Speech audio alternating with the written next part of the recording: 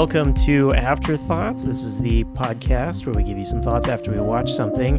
I guess you had to fight through 7 evil podcasts in order to get here and listen to us tonight. I am your host, Ryan King, but before we get started talking about something, let me introduce our co-hosts. I have Michael Dixon. What's up, guys? Excited to talk about this white nerd wet dream of a movie. Yes. And John Garcia. Hey, everybody. I think that at the table right now, in terms of the vegans of cinema, I think Dixon is the vegan of cinema here. He just art house just makes you better. The vegan of cinema. Art house just makes you better than most people. Oh, in that sense, yes. Then definitely. I will eat anything and everything cinema. I do not care. Yes, yeah. If we trick him into watching something like this, does it remove his powers? You're gonna get Thomas Jane's gonna bust through your wall like schlock police. Does that mean that like Marvel is like a dairy product in this analogy? Yeah. Yeah. It's like Marvel's like chicken nuggets. That's right. Yeah, there you go. Yeah. Yes, and we are talking about 2010's Scott Pilgrim versus the World. Scott Pilgrim? Hi, I was thinking about asking you out, but then I realized how stupid that would be. That's okay. You just need to sign for this, all right? So do you want to go out sometime? If I say yes, will you sign for your damn package? So yeah, 8 o'clock? Come to this Battle of the Bands thing. You have a band? Yeah, we're terrible. 1, 2, 3, 4! Mr. Pilgrim! I'm Ramona's first evil ex-boyfriend. What? Wait, we're fighting over Ramona? Didn't you get my email explaining the situation? I skimmed it. What was that all about? If we're gonna date, you may have to defeat my 7 evil exes. So what you're saying is we are dating? I guess. Does that mean we can make out? Sure. I wanted to talk about this because there's a quote anime. This anime is technically Japanese, but that word is getting flexible. Coming up to Netflix, I guess next week, probably by the time you would hear this anyway, it's soon or already happened, with all the voice cast from this movie signed back on. And I think this was like not well received at the theater. I don't know if it was a right out bomb, but it kind of has gotten a cult following since. And obviously enough for them to make a video game and come back and now make a TV show based on it with the original cast. I wanted to go back and look at it, especially because this is like, I wrote down the list here of Kieran Culkin before Succession, Anna Kendrick before Pitch Perfect, Alison Pill before Newsroom, Chris Evans before Captain America, Brie Larson before Captain Marvel, and Brandon Routh after Superman Returns, but then he did some better stuff after this. And Anne after Arrested Development.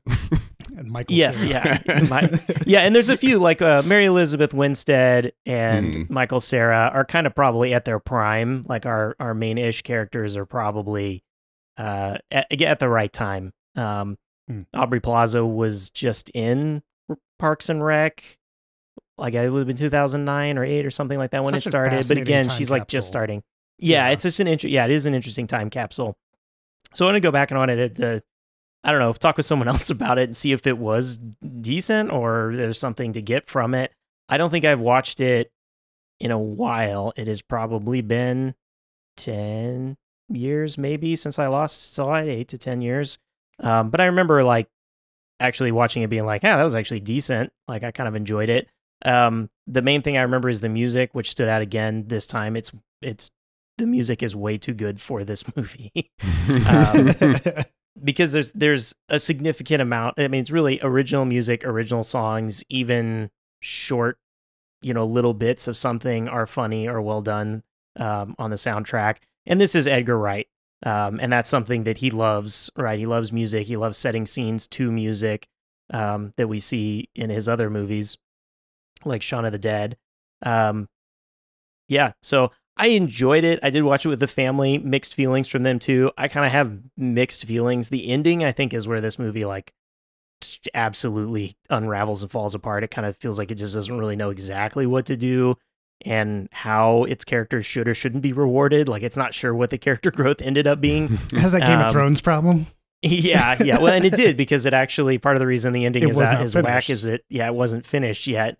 And I think the bad if I remember correctly, the bad reception to the couple of endings that they shot of this made the original author go back and kind of tweak what he was doing for the last book to make it a little bit better. So I kind of want your thoughts on it, and we can kind of dig into particular pieces. But John, I'll bounce to you. What is your take? Yeah, I really like this movie. I enjoy watching it. I think it has some of those, like, it's not nearly visual. It's like a more cleaned up visual assault than Speed Racer was. That's how I'll put it. I'm just kind of like amazed. It's fun to see sort of an animated adaptation of something that's done in a live action medium. And I thought it seemed like Edgar Wright just took it on to challenge himself to see like how close to the insanity of the books could he get visually. And it's at the cost of like, the runtime is not enough for the story to like actually fit in or feel like any of the relationships developed within it make any sense. There's a lot of things that just kind of happen, and you can tell it's like because they have to happen. Even like the ramp up to the evil X's is like everything just feels so rushed and fast in it. And the editing is super snappy, and that kind of makes it even more apparent how fast it goes. I agree. I really love the score. I love the songs done by Beck. The like nonsense that's sung. It just kind of, I don't know, it has a really good vibe to it. There's a lot of one-off gags. And like when I go into a movie like this, I'm less so invested in the story than I am like some of the editing techniques, some of the visuals that are on display. Like there's a lot of passion I can tell that's put into the frames. And I really appreciated that. And I enjoy it. And I had fun with the vibe in general, but there are still moments where I was like, yeah, that could have been better, or this could have been explored a little bit better in like longer terms. We see like one or two dates here and there with Scott and his girlfriends. And there's a lot that's rushed to make him a shittier person. And they don't really explore him feeling like a shitty person for too long, which is something that's pretty detrimental. So I'm interested to see too, like with the Netflix series coming out, if they got the original cast back and now they're going to take the amount of time they needed to make everybody feel a lot more grounded and it get you invested into the characters. But yeah, I still enjoyed it. I still had a fun time with it. Edgar Wright movies, I just always enjoy them. I haven't really found one, like even Baby Driver, I really enjoyed a lot of the stunts in it, and that like carried me through quite a bit of that movie. But I like the rhythm that Edgar Wright puts into his films. So I had a great time with it. Yeah, the flaws and all. But yeah, I'll kick it over to you, Dixon. So I didn't love this movie. I have kind of mixed feelings about Edgar Wright. I really like the work that he's done with Simon Pegg. I think, Shaun of the Dead and The World's End and Hot Fuzz are really great movies. And I think the reasons that they work are because their characters have some heart to them. And I don't know how much of that is Simon Pegg and how much of that is just maybe there's some better scripts there that have been used for those lead characters to be developed a little bit further. I feel like the stuff he has done outside of that relationship has not been as good. I didn't care for Baby Driver. I didn't care for Last Night in Soho, or Scott Pilgrim. I think all three of those movies are like 100% style, 0% substance. And like the editing is really impressive. The visual style is cool, where they're trying to make it kind of look like a video game or a graphic novel or something. But I don't know, like this really did feel like just like a nerdy wet dream. Like, oh, like what if I was like a weird nerd, but I was in a band and I had like hot girls after me, and I was like used to date a pop star, and now I'm dating a high schooler, and also this weird indie goth girl likes me, and like he's just beating them off on at all turns, and I just like I was who's like, beating really, what off at all turns? Exactly, you get it, John. Yeah. I was like, really, this is what we're doing here? Like, I don't know. There's no substance to any of the characters. Everyone is a cardboard cutout, including the main character. And I thought that was pretty detrimental to the film. And I struggled to care about what was going on. And the movie did its thing and it ended. And I was like, okay, I guess we did that. There was some interesting aesthetic stuff happening along the way, but didn't really care for the, the character building and kind of the route that it took to get there. Like there's some jokes that work in this. There's also some that don't. Like the whole bit, like the recurring joke about I have to fight your 7 evil ex-boyfriends, and she's like exes, and it's like immediately you know what that means, right? Like, and then they like try to have this reveal, like, oh, she's bisexual, she had a girlfriend. And I was like, like, I don't know. I just didn't think that really worked. It was very interesting. Maybe in 2010 it was more so than it is now. I don't know. This came out when I was in college, and I had a bunch of friends who were obsessed with this movie. And I was like, that's the age when you're 20, 21, and you see this movie, and you're a white nerdy college kid. Like, that's the target audience for this, I think. But I just really wanted there to be something more there, and I just felt like there wasn't. And I was trying to grasp on to something, and there just wasn't anything there. The cast is very impressive. Like, they got all these really good actors. I don't know that any of them have much to do, unfortunately. Like, I like Michael Cera, I like Mary Elizabeth Winstead, I like Brie Larson, despite the fact that I don't know why everyone seems to hate Brie Larson now, but I've always liked Brie Larson. I think she's always very good in what she does. Evans isn't bad. He's fine. He does what he's supposed to do. This is the perfect role for him, though. Yes. Yeah. I enjoyed just it. douchey jock that doesn't have to do much. He's my favorite Evil X. I'm just going to throw it out there right now. I really enjoy his action movie bullshit. The George Michael and Anne reunion is great. That's that's hilarious to just get those actors back on screen together. But yeah, I mean, overall, it's just like, I don't know. That was fine, I guess. Don't really have any desire to revisit it. Kind of is what it is. I don't know. Like, Edgar Wright has talent, and I just feel like the things that he pursues as his personal projects just maybe aren't interesting to me personally and don't land with me. I'd love to see him get back with and do something with Simon Pegg again. And I'll probably continue to see his movies as he makes them, because he does try to do something interesting, and I appreciate that. But this one just didn't really get there for me. Yeah, I think so. From a style standpoint, the comic book-iness of it, this is kind of in that time window where adaptations of comic book things stopped being kind of like, oh, we're embarrassed of it, and we're going to pretend it doesn't come from a comic, and we're going to remove anything that's kind of wacky from it, to something like Sin City, that kind of like just were, hey, what can we do? Can we do the style of them? And can we just be what is in there? Like, that Sin City movie is like a 1-to-1 adaptation of the comic. Like, it just is word for word, visual spot to panel. And there's some of that where there's clear like panels in here from the comics. Before, I feel like Spider-Man Into the Spider-Verse like figured out, like, it needs to be animated, and we can animate it in a way that will be exactly like comics and blow your mind. And that's what it's supposed to be. Like, and we've had this deluge of superhero movies, obviously, post this. But it is an interesting how it quickly, and my family sat there and all Ryan'd this movie constantly. And I had to be like, look, are you trying to follow the logic here? Because it constantly shows you like there isn't logic. Like, right, yeah. It's magical realism or whatever, however you like. How does he fight? Why do they turn into coins? Like, if you're going to ask that question, right? Like, ask it one of these other questions. Yeah. Does he get to redeem them at an arcade booth later on for a giant stuffed animal? We don't know. Who knows? I love that Ryan got Ryaned by his own family. It's just like beautiful to me. Came back to bite him in the ass. Yeah. But yeah, like, it's interesting because that's where like that, when I was watching this, I was like, this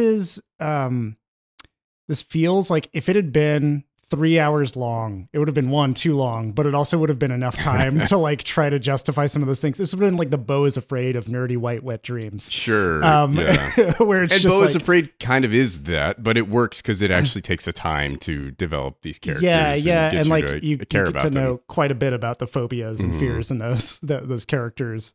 But yeah, it was like when I was watching it, I read all the books too, and I was like, oh, they like explain so much of this stuff in the books in a way that it works with the world's logic and in the actual like comic panels and everything.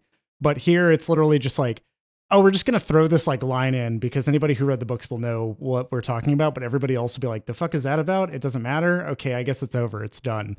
And like the whole movie just felt like it was that. Like, it put you on like the front seat of a roller coaster and shot you as fast as possible past everything that you could to get to like really cool visual fights and these more absurd gags that they just wanted to like put in that were more fun.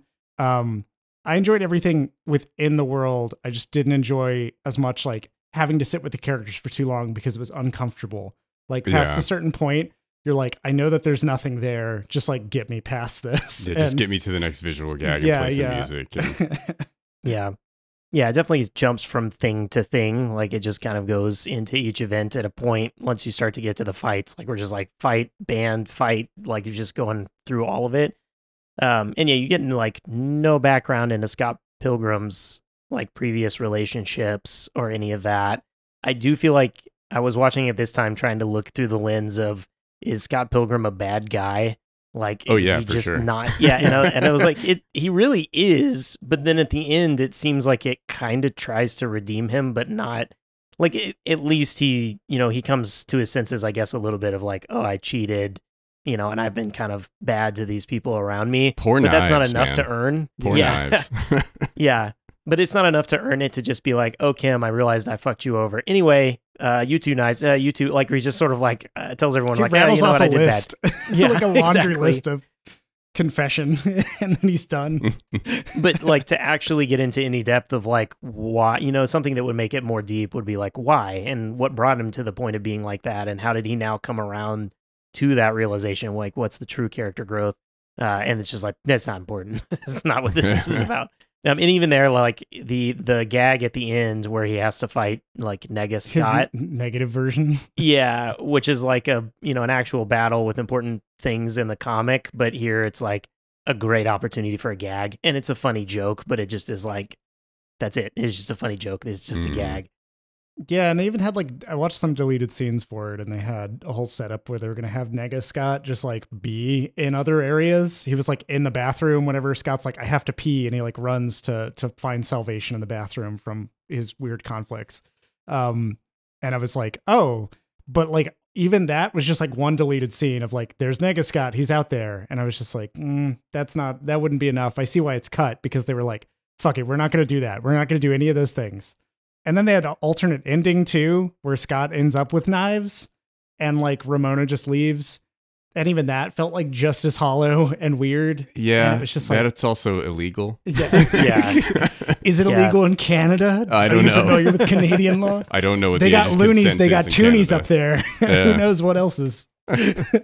Yeah, that one they had some like early test audiences and some early showings with that ending, and it was not a good reaction. And I think, yeah, especially the like, she's 17, which the movie sets up as creepy at the beginning. To then like at the end, you're like, okay, well, it's still creepy then if we thought it was at the beginning. Should have just ended with why did it Scott change? not dating anybody and realizing that he needed to work on himself and fucking leaving. Yeah, just getting chastised by all of the women that he's been a dick to, and then having to like go home and be sad and roll credits. Yeah. No, I agree. I think that actually is the right like character that's earned in this movie, is that it's like, oh, he's been horrible in all his relationships, and Ramona's only had horrible relationships. And so it's like, okay, cool. They both need to just be themselves for a bit, right? And like separate out. Like honestly, Scott and Ramona's relationship isn't really explored here either. Like there's kind of a couple dates, but all we really see is Scott being like, I'll do whatever you do. Like, you do drugs? Okay, I'm cool with that. If you don't, I'm cool with that. Like, he just is totally infatuated with her, but with no, like, actual depth to their relationship either, which then is even more like at the end, like, should they be together? Like, I never saw anything that said that they should be. She also doesn't even really seem to be into him. It's just like they went on a date, and therefore this thing now starts where he has to fight her evil exes. And like, she doesn't even really seem that interested in him. Though honestly, her past relationships are kind of like a day or a week or whatever. Too. Yeah. Just fleeting. Yeah, exes is a strong word. What would the term have been? I don't know. They're like ex-acquaintances or something. Yeah, people I went on a date with once. Yeah. I don't know. I technically dated. Yeah. Yeah, that's the other thing is like, I think in terms of like how I view this movie, I ended up like falling back so much to, I just liked a lot of the technical shit that was done in it, like the visual effects, the way that they did some of the it's things that I don't feel like have been seen, since I mentioned like Speed Racer being visually assaulting, and like in a similar way, this movie just packs in like so much graphical overlay to a lot of what is in it that I was like, that is like it's just visual candy, and that's what carries me through it. Because I don't feel chemistry between Michael Cera and Mary Elizabeth Winstead, though. Like, nope. I enjoy the gags and the stuff that they do. It's just like, even in that scene where they're making out, it's like Mary Elizabeth Winstead is carrying that scene and Michael Cera's just kind of there, which might be what Scott Pilgrim is supposed to be anyway. That's kind of Michael Cera's thing, though, you know, just kind of being there. It's true.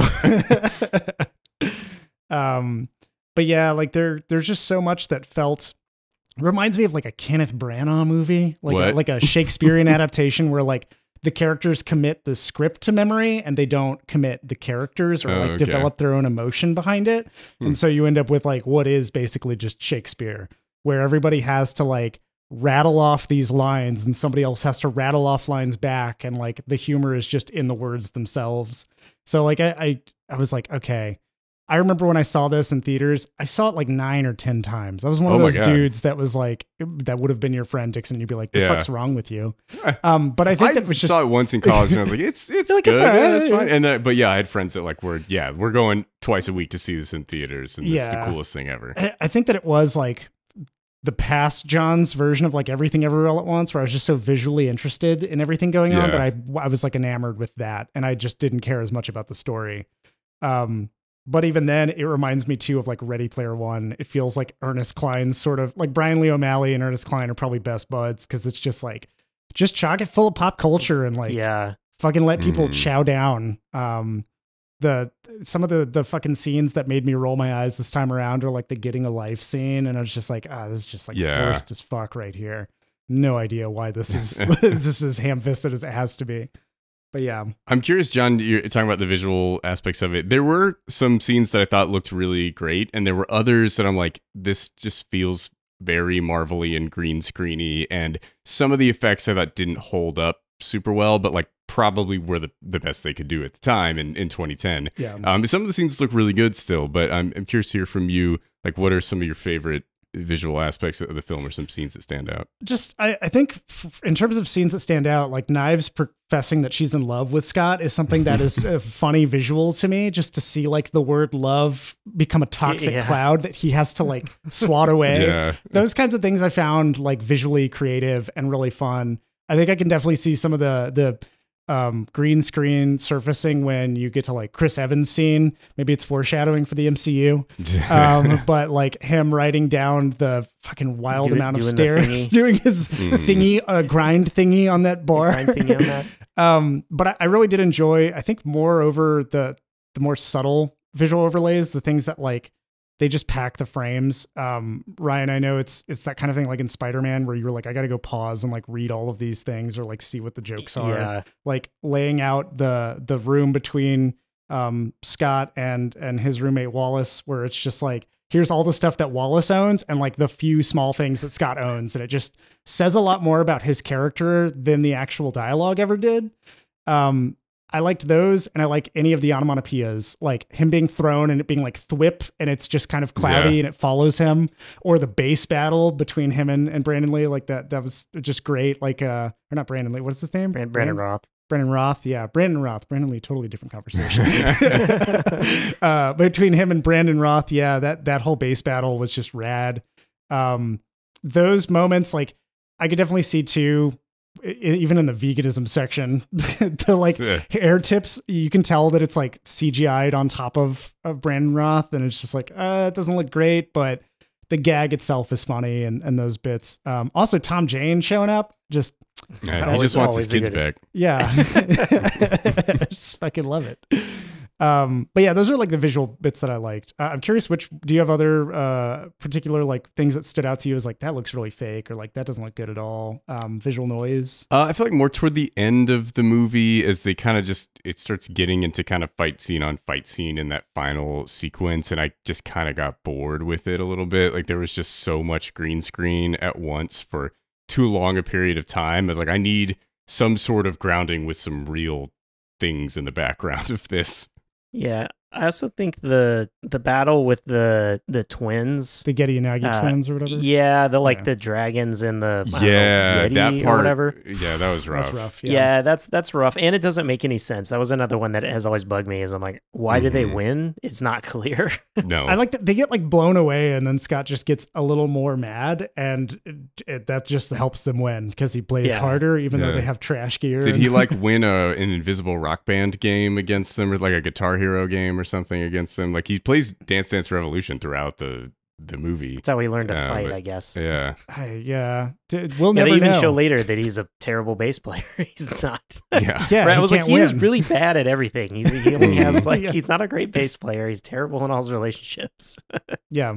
There's no reason he should have gotten out of that. That was that point where they ran out of reference material and they were just like, oh, fuck it. They get in a battle and they jam harder than the other band does, I guess. Fuck it.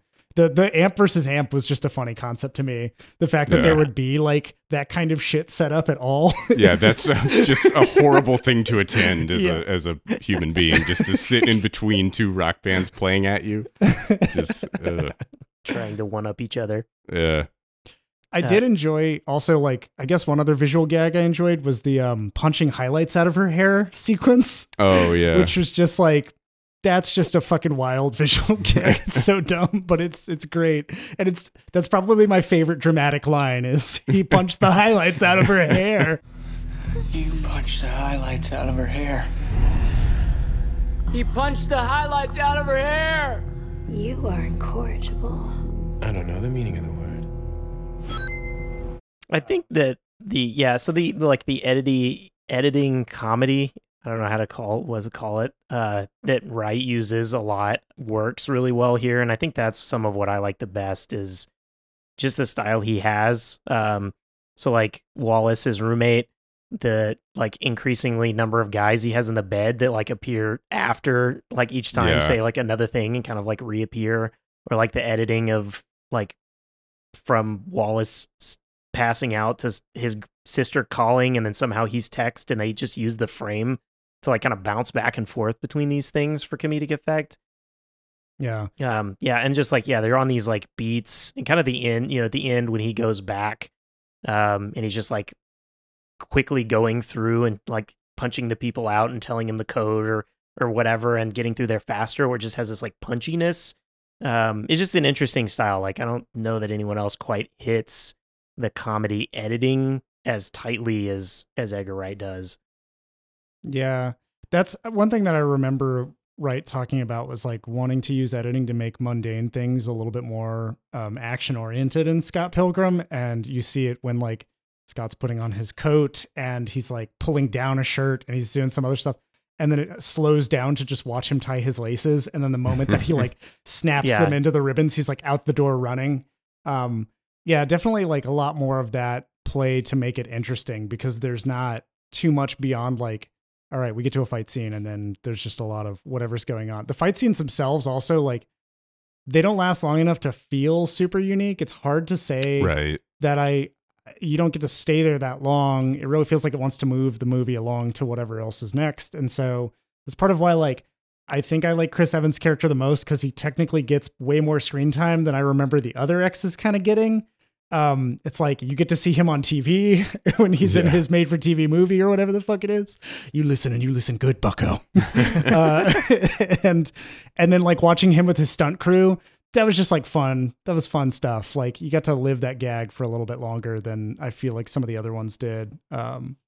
More memorable, but yeah. Not entirely like even Jason Schwartzman's character, Gideon Graves, is that whole like rushed ending where Scott gets the power of love and then Scott earns the power of self-respect like back to back. And it really is just like, all right, there's like one visual gag, the swords both get broken and it's like, these don't matter. Like none of this matters. It's just like power scaling for the entire movie.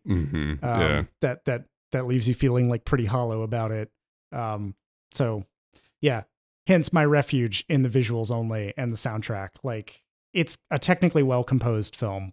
Narratively, though, it's so like insubstantial. Real weak. Yeah, real weak. Very weak. For sure. You're right. Whichever who was saying the acting was like, they're just. That was there. me. It's John, Kenneth like, Branagh and Aaron Sorkin. That's like, I guess now the two names that I can recognize. No one is bad in the movie. It's just they don't have much to do. Like there's not anything written on the page for these actors to really get into. Yeah. And a lot of them, it's really short. Like we get a good length with Michael Cera and Mary Elizabeth Winstead, and then kind of the band members in Kim and We don't really get anything out of young Neil.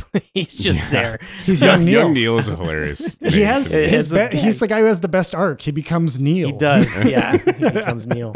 He's the only person that has any growth. I thought he was going to become Neil Young, but he didn't. He just- yeah.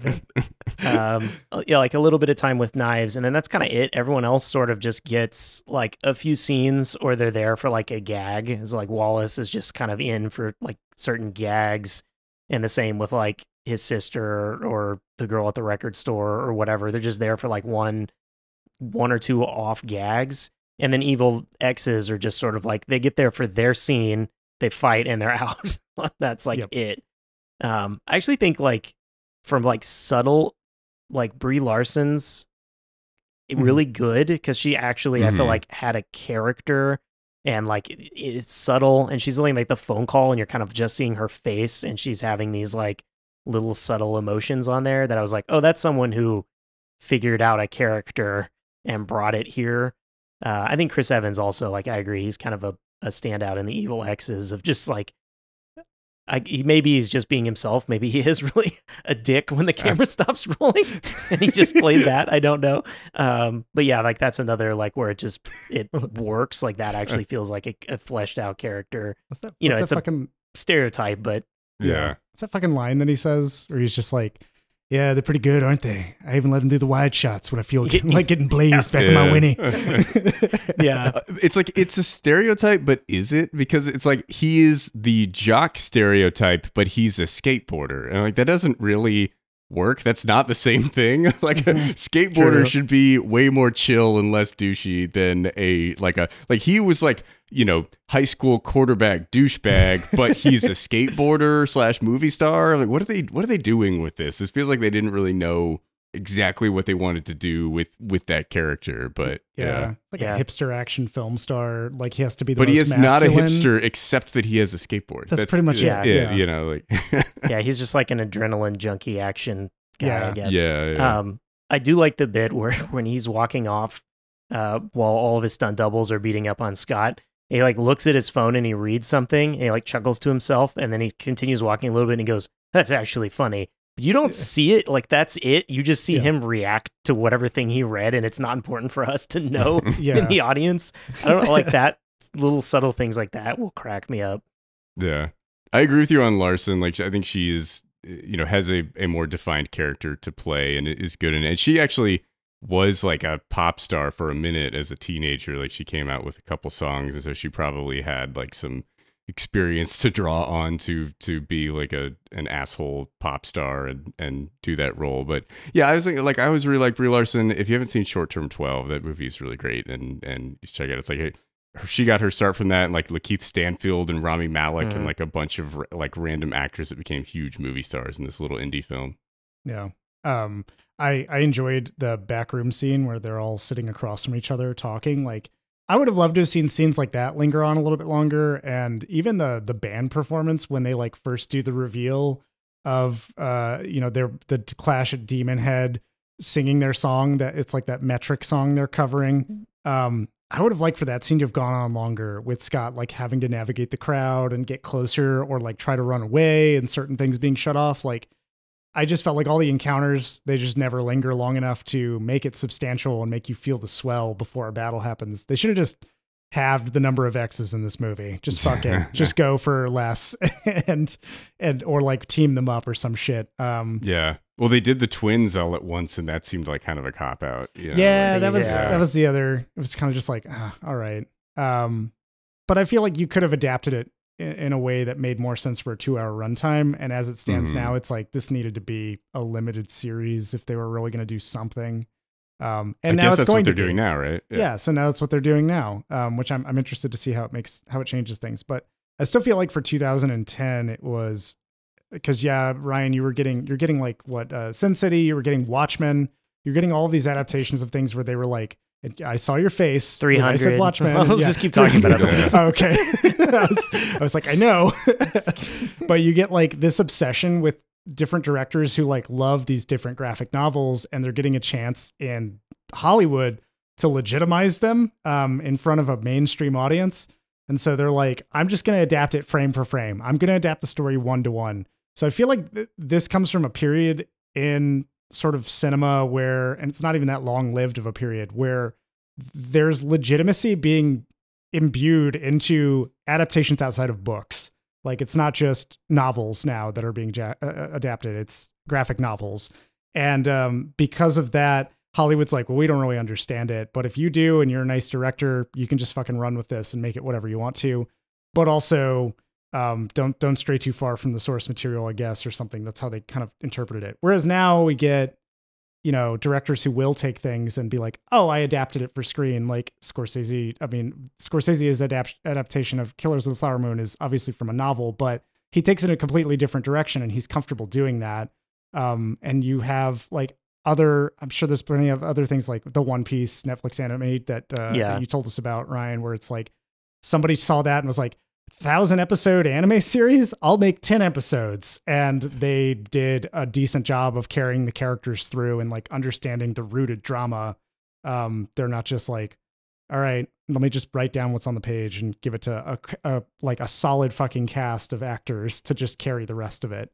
But it's kind of fascinating to think about. Like, and I think adapting the visual pieces, right? That's going from a visual medium to another visual medium and trying to adapt not just the story and characters, but also the visuals. And I think that's something where, to me, an adaptation is valid when it uses the new medium for something else. Yeah. And when you take from a book, you get the freebie of like, well, I'm doing something else because I'm actually putting in like actors and movement and visuals. But when you take a comic, it already had visuals. Sometimes you kind of bring them down, especially if you're coming from a comic, to kind of like simplify it out to work in a realistic situation. And I kind of feel like that was what was happening a lot was, okay, how can we kind of make this realistic-ish? And something like Scott Pilgrim is like, no, I don't fucking care about realism, right? And it's like, let's go for it. Let's just be that. You know, the next closest thing is like Space Jam. Like doesn't care about being real, but it's just that then is sort of just like a cartoon. This is a good blending of things to give us something new. In the same way how I mentioned the Spider-Verse movies, also are really trying to adapt the visual aspects. And what's crazy about Spider-Verse is like, and the visual aspects of like different types, like multiple different types of comics and cartoons and aesthetics, like all kind of jammed together into one, somehow still cohesive, like, but to actually try to say, okay, let's take something like a comic and then bring it here. Yeah.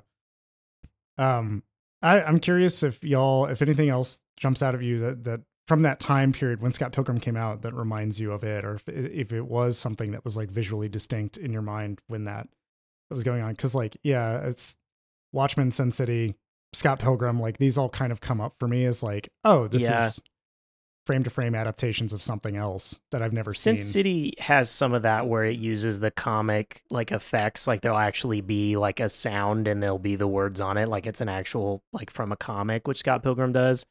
The only other thing I can think of there is the old Batman TV show that does that to some effect. Yeah, I feel like we've talked a lot about the movies that are similar and how they're adapting graphic novels and things like that. The thing that this movie makes me think about is the like 1 year where Michael Cera became the biggest movie star in the world for some reason. And he just did a bunch of like, he did this, which like, it's, you know, it's okay. I'm kind of shitting on it, but like there are some good aspects to it. And I understand like why John, why you like it and why like other people do.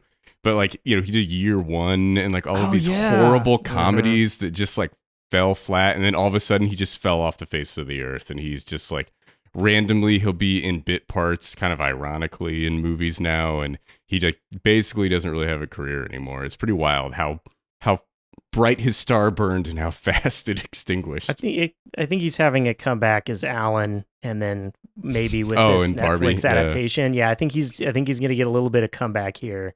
Could be, yeah.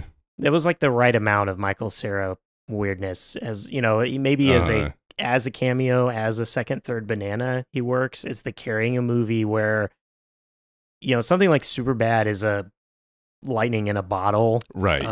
Of the characters. It's not just Michael Cera, right? That's there. His awkwardness is playing off of Jonah Hill And like that's what makes that work. But if you're trying to carry it like we're gonna carry it just Michael Cera, that doesn't make sense. Yeah, it's tough. Yeah. And then there's a certain amount, like was it Million? What is that one? Year One? Yeah. Year One's got the like Watson and Holmes problem of just we have no idea what to do. We just took two funny people. And then we'll figure it out as we make the movie. And then was it Jack Black that was in that? Yep, it's Jack Black and Michael Cera. What a horrible movie. Yeah. That was absolutely like someone pitched it in an elevator. Like, we'll get Jack Black, we'll get Michael Cera, they're cavemen. That's it. That's all they had. They got a green light. And we're just going to like randomly go through different biblical stories and recreate make fun history of the world and just fuck it up. That was also like Jesse Eisenberg came around right after them. I was going to say took a lot of the roles that Michael Cera was getting, and I think Jesse Eisenberg is a better actor than Michael Cera, and so he was able to do like add a little bit more depth to some of these roles that Cera was just kind of hitting on a surface level. Not to knock Michael Cera too hard, like I will always fucking love Arrested Development, and he's so brilliant in that. And I like him in the smaller bit roles that he's doing recently. But I think Eisenberg is better able to hold those leading man roles than Michael Cera is. I definitely understand that. That was actually what I was going to say too, was like, there's a reason Michael Cera kind of fell off, and it's because Jesse Eisenberg entered the chat. And it was just like, all right, now you've got so many things that I could picture Michael Cera being in, and it would make it just a little bit worse, but it would still kind of work. It's Michael Cera as Mark Zuckerberg in The Social Network, or in The Art of Self-Defense. Like, that's definitely something. Zombieland. Zombieland. These are all roles that I'm like, I could see it. There's a bit of like that same neurotic element to how he plays his characters that I'm just like, okay. And instead he's like out there doing Sausage Party and This Is the End. And, he just found like a group of friends to like hang out with. I guess from Superbad, he just hangs out with Seth Rogen now and sometimes gets in his movies. He meditates with David Lynch on occasion. But I think that like certain jokes in this movie, in my mind, are like Michael Cera jokes. Like when he's walking out with the Negus Scott at the end, and he's like, "Oh yeah, totally. Like we'll meet up next week. Like the waffles are great. They have bananas on them or whatever." Like it is one of those. Like that is a Michael Cera thing. Like it just feels like it, and that works. For a comedy bit. But yeah, if we're trying to actually get him to give us that and character depth, it doesn't quite work.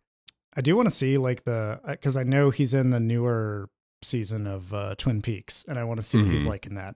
It's a pretty small role, but yeah. Still just curious because it's like, oh, he had that like brush with David Lynch, and I want to know what Michael Cera does with that. So, but yeah, was there anything else on Scott Pilgrim we haven't talked about? I feel like at this point, there's not much we can lean into with the story. We could write a treatment. Yeah, for we it, kind of hit this story, and they're going to do it put with together. Netflix. Yeah, I think that they'll get more depth into that. The music, it is interesting because this Edgar Wright said that he did this as a musical, but what he meant was the musical, instead of like it breaks out into song, is it breaks out into fight. So the fights are like the musical acts, like songs, even though they're songs, the songs are actually around the actual like fight parts. And so that's where it's supposed to feel like a musical. The songs, it is so fun how completely void of lyrics they are. But hit the right like catchiness or whatever. They're all so like wonderfully dumb. And I love the bits like when the what is the first band, whatever, in the Boys, Crash and the Boys, and their song that's just like, this is us singing our song, we're sad and stuff or whatever. And then it's like that's it. That is the song, is just that line. The bit where the drummer always says something like, "We are Sex Bob-omb and blank," like we're here to whatever. That is kind of a funny bit. She changes it every time to say something different and weird. I enjoyed a lot of, I think the only song that I don't enjoy is Matthew Patel's song. And it was just kind of like, nah, I'm not as crazy about this particular scene. It just was a little too campy for me, even though the rest of the movie is still really camp. Like that one scene just didn't jive well for whatever reason. Maybe because it's immediately over. It's like he throws like 2 fireballs, then he punches Scott, and Scott punches him in the face, and he's just gone. And then that's it. Yeah. And there is the vegan powers are explained, and I guess you just kind of like go with that because it's funny, but Patel just supposedly has powers. Like there's no, it's like, oh, he has powers and he can like summon hipster demon girls, I guess. And throw fireballs, and then it doesn't matter. John, is the vegan bit funny?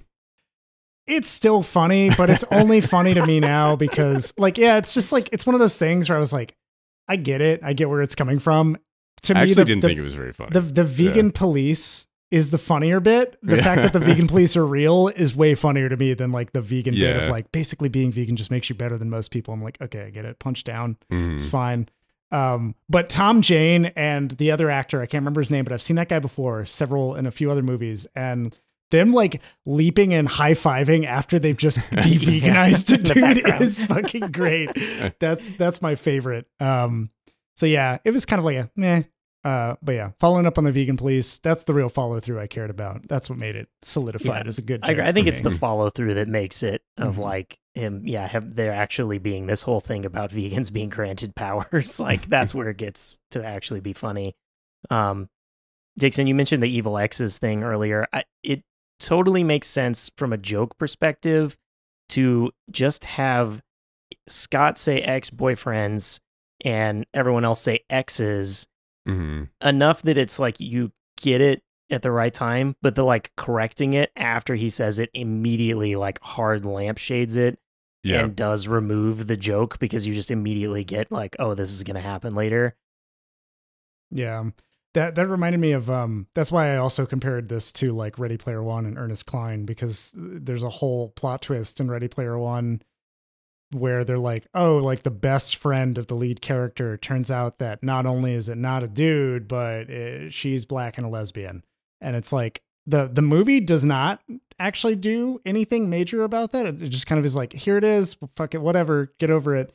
But the book makes a whole plot point about like, oh my God, I never would have thought that somebody on the internet wouldn't be who I thought they were. Yeah. And it's just kind of like, all right, sure. So yeah, the movie felt like it did a similar thing there, where it's just like, yeah, just fucking when it's going to happen, like show me, it's fine. Don't care. Yeah. And that fight's a little weird. The like Scott doesn't want to fight a girl. Yeah. Bit that I was like, even by 2010 is maybe a little tried. And Yeah. there are a few like lesbian jokes that I was like, ooh man, the 2000s, the late 90s and the 2000s are a little rough. Yep. Every time, I don't remember her name. I'm just going to call her Anne. Every time Anne came on screen, I just kept thinking, her? Sorry, her? Yeah. Who? Who are we talking about? Well, it sounds like we talked it out. We're all on the same page now. We talked it out. Yep. So I enjoy it. I think it's worth a watch. I don't think it's an excellent movie by any means. I do think it's a unique movie, and I still don't really feel like there's something that is doing exactly the same thing. The music is standout. There are funny jokes. It's enough to get you through all of it and to have a good time. My family, the kids enjoyed it.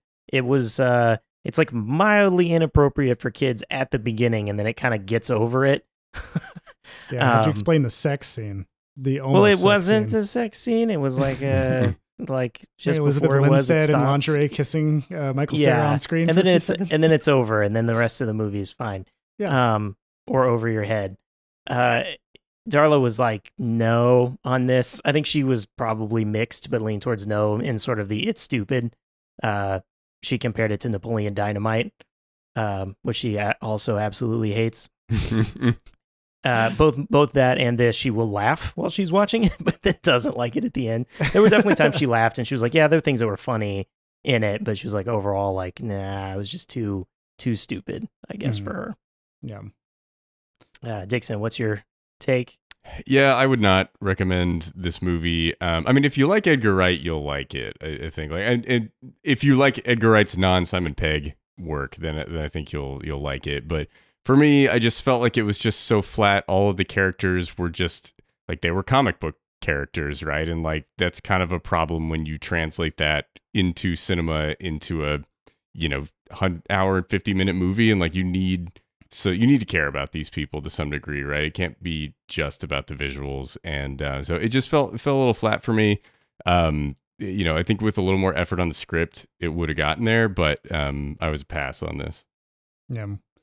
I would recommend this despite its flaws. I think I'm in that camp where I found it to be refreshing and unique when it came out. I still think that it's visually unique and striking, and like can be a pretty fun ride, but yeah, not substantial to the characters in the script. You know, it really reminds me of like when you watch like a Zucker Brothers film, like Airplane, where it's just like gag after gag, but they have to base it off of like an actual structured story already that had stakes and character development embedded into it. So you can at least grasp parts of the narrative while you're going. I think we talked about this when we talked about They Came Together at some point too. And that was sort of like it's just too many gags and too little substance at one particular point in time. So if you're somebody who's you can heavily say that into, again, it's just too many gags and too little substance at a time. Tell me about it. But yeah, it definitely, if you're like somebody who grips hard to needing investment in the characters and in the story, you're not going to find that here. What you'll find instead is like a bunch of goofy visual gags, a lot of fun quotes that you'll probably remember. There's, a cast of characters that you probably like in terms of like the actors that are portraying them have familiar faces and they're fun in the energy they bring to the script, but there's not much in it. So still recommend it. Still a fun time, but probably for like one watch. I don't know. It depends now. I don't know if anybody would watch this and be like, I need to watch it again today. Like, I feel like back then I was like, I got to see it like 10 more times in the theaters. But now I was like, I watched it once. I might watch it, in a few years, but probably not soon. So I would actually, instead of an adaptation into Netflix into a long form series, I would be interested to see an adaptation where you flip main characters and it's called like Ramona vs. the World or something, and you have one of the women that Scott is being terrible to, like the movie from her perspective, and you just see cool. Scott as this just a chaotic force that is just causing problems in all these different women's lives would be an interesting take on it. Yeah, I would totally dig that. Then maybe we could get more than just creepy from the Gideon relationship. Yeah. Actually see a perspective on that. Right. Or we do it from Knives' perspective and call it Knives Out 2. I am interested to see if this movie does just get entirely invalidated by the new show. Like that it just does this and more. It'll be interesting to see, because I'm assuming they're going to cop some of the Edgar Wright style in the show and then kind of meld that with the comic a little bit more. Is Wright involved? I think limitedly. I don't know. Okay, that's like where an EP or something. Yeah, I think that's pretty much it. Yeah. All right, so I think we've hit it. That's right. We've run our course. We fought all of our evil podcast exes or whatever to get to the end of this. We are Afterthoughts and we are done or whatever. We're here to recommend a review movies to you. Well, all right. Well, I've been your host, Ryan King, and joining me as always, John Garcia. Watch out for those evil exes, folks, out there. It's probably a real thing in Canada. I don't know about America, though. Yeah, it's a weird place up there. Yeah, strange things. You have to read all of your email to know what's going on. You can't just read all of it. And also joining us, Michael Dixon. Thanks for putting up with our bullshit.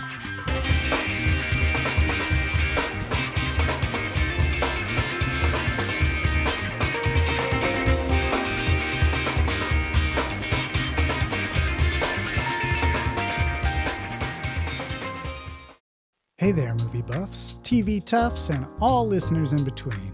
John here from the Afterthoughts podcast. I just wanted to drop in at the end of this episode and say thanks for listening. If you've got afterthoughts of your own to share, hit us up. You can find us on Twitter, Facebook, and Instagram at The Afterpod, or jump into a conversation on our Discord server. You can find info for this and more at theafterpod.transistor.fm. Thanks again for listening, and we'll catch you on the next episode.